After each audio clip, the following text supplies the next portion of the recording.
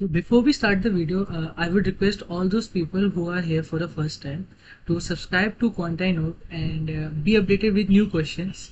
And also don't forget to share this with your friends. Hello guys.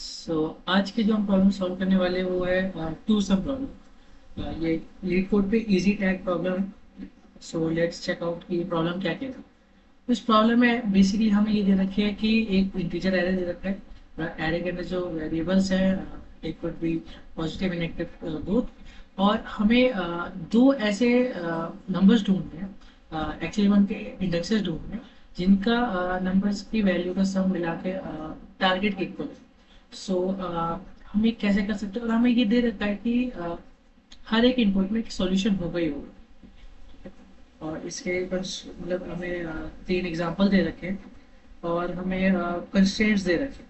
Constraint के अंदर हमें clearly बता रखा है कि हमारा एक आंसर जो है वो हमेशा एग्जिस्ट करेगा ही करेगा। सो फर्स्ट सबसे पहले हम लोग जो सोचना चाहिए, हमें सबसे पहले एग्जाम्पल को हमें जस्ट पिकअप करना चाहिए।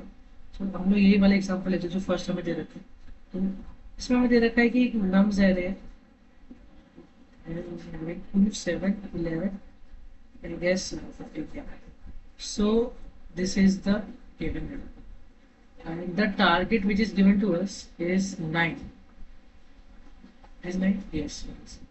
So what we need is that we have to find two numbers that sum up to 9.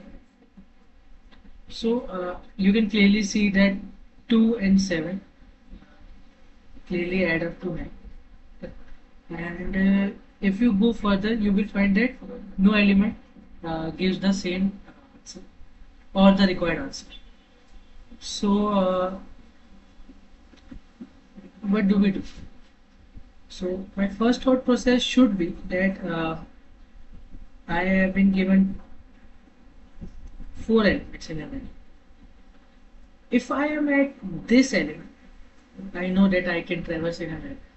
So if I am at this element, then what is the next value that I'm looking for? Just say that I am at 2.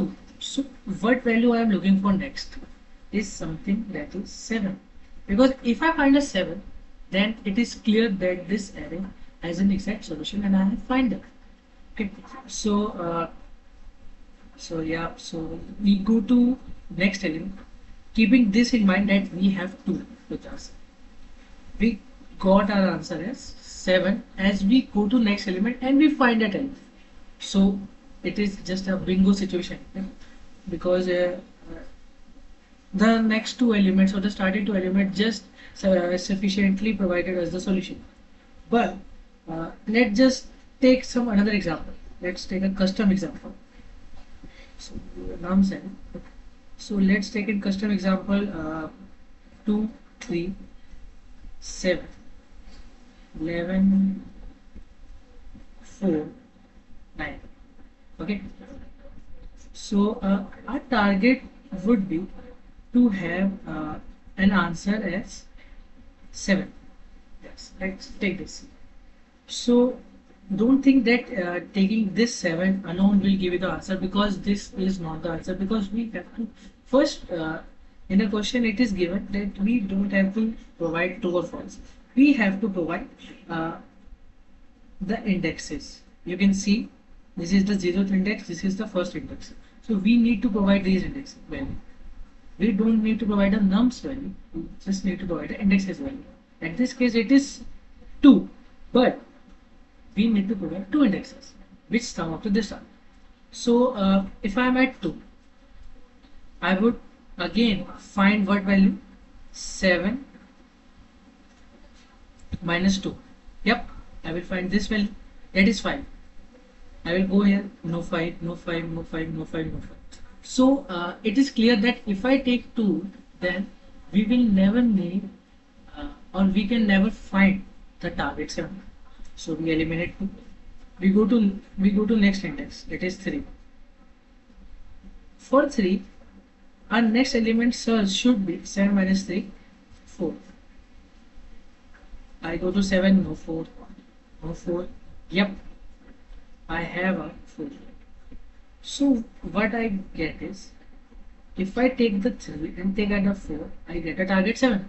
So index 1 and index 4 will give me the answer. And there it is given that here it is only exactly one solution. So we don't need to search further. If we find one solution, it is fine. There may be more than one solutions. That can be a second part of the question or the follow-up question in an interview. But for now, the easy problem is that we just need to return the indexes. So yeah, it is clear. So what is a brute force? You have seen the brute force already. We can just look for, we will just be at this index and then we will find in this search. So what I'm saying is that yeah, just like 2 3 4 7, okay, अगर मैं 2 पर हूँ, yep, so मुझे अपनी जो next search index यानी जो next search range है वो मेरी कहाँ से कहाँ होगी, this. So if I am at ith index, yep, if I am at ith index, so my jth index should go from I plus 1 till the last element. It is pretty clear. So I can run a for loop for I here. Yep. I can run a for loop for I here, and then I can run a for loop for j here, where j will go from I plus 1 to n, and the I will go from 0 to last index. Yes. So 0 to last index, or you can say n minus 2. Yep, because j is I plus 1, so n minus 2 is n plus 1, so we will not exceed the boundaries of the array. And then we will just find if sum of, yep, sum of nums of I plus nums of j, yes, I'm just writing a pseudocode, is equal to target. Then we just return what, I comma j. But in this question it is not given anything, and in the example it is also zero index, so we assume that it is a zero indexing array, so we'll just return I comma j. If we do not find the answer, we just continue finding in the next search range. So it is pretty clear, and you have seen that we have used two for loops. For one for loop, we are traversing from I to n minus 2. Sorry, I is nothing but 0. So I is going from 0 to n minus 2. Then this for loop is going from I plus 1. I plus 1 start from 1 to n minus 1. Yep, n minus 1.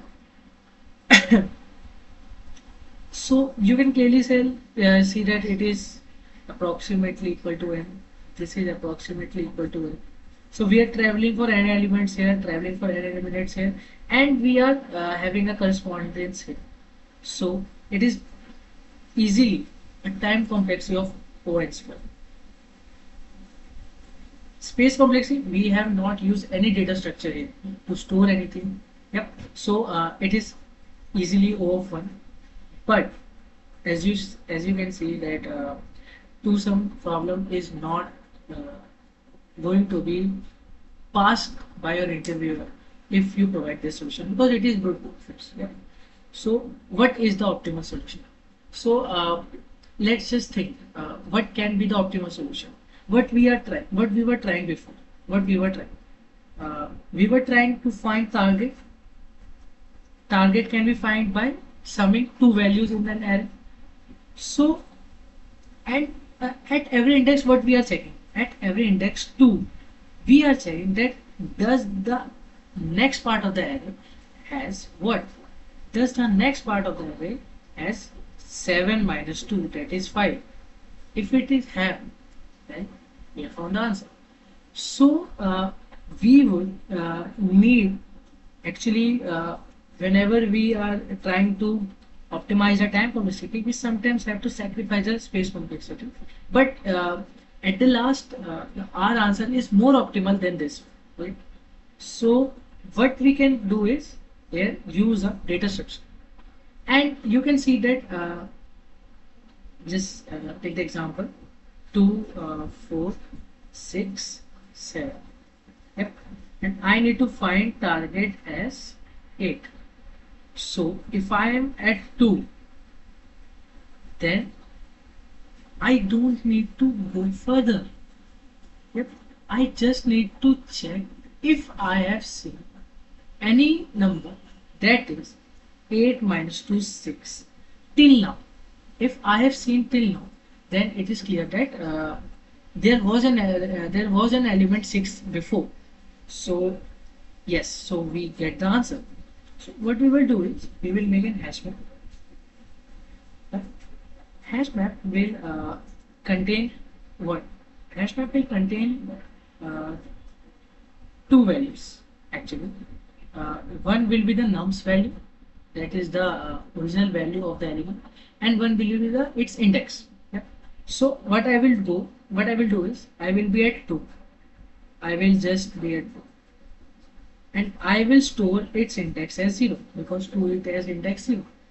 Now I will check that before putting 2 in the hash map, I will check if I have seen target minus nums value equal to in my hash map before. As you can clearly see, the hash map was empty, so we have not found that. So we will say no, and we will just put this element here. Now next what we will do, next we will go to next element 4. When we go to 4, we will find that the we will first check that does the hash map contain target minus nums value, that is 4. Does the hash map contains? No. So we just simply put this value. We will go to 6. Now we will find that does the hash map contains target minus nums value, that is 2. Does it contains? Yes, it contains. So we have found our answer.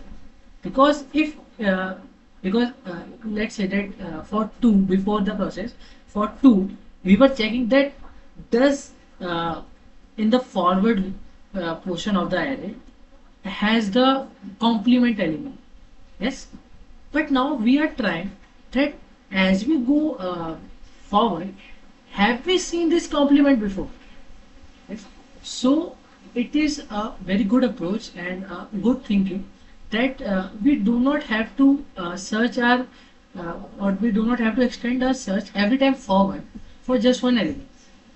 We can just process one element, see if there is see if we have seen the complement of this element before.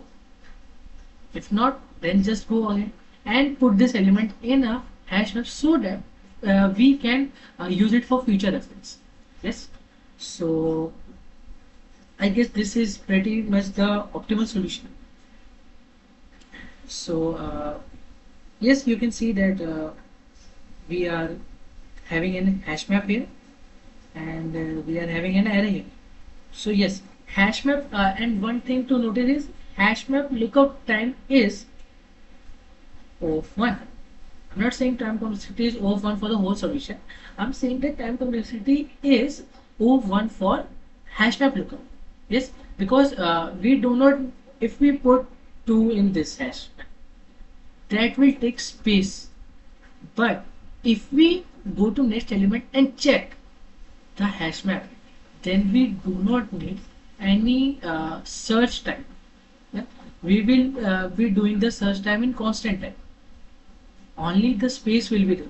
So overall time complexity for this solution, will be O of n, because we will at the worst case the last element. At the worst case, how can it be? We do not have 6 here. We have 7 here and 6 here. So what will happen is we will traverse the whole array till here. We will fill the whole array till here. Yeah, and we will now check at the last element, that does this does its complement have been seen before by us. So yeah, the time complexity is of n because we are at the worst case we are traveling till the last, and the space complexity at worst case is of n. That is, we are storing every element as we have seen here. Yes, so it is an easy problem, but yes, we start from everyone starts from somewhere. So yes, so I will be coding in C++. So the coding part is next.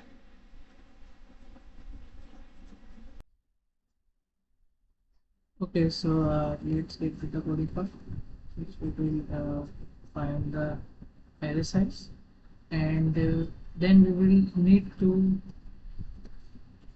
make an hash map or declare a hash map. We could probably name it as map, and yep. And so we will need to traverse array, and currently which we are at. We will make as element target plus insofar. Yep. And then we will check that if our hash map contains that value, if it has that, then it's bingo. We find the answer.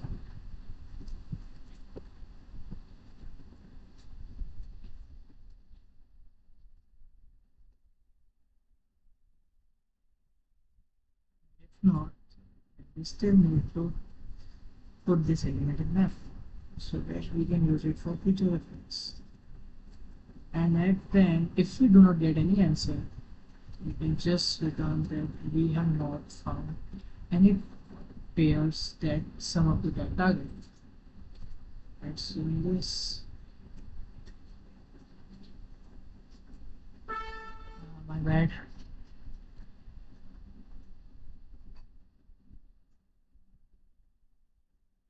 It's fine. Submit this. Okay. So yeah, was through some problems.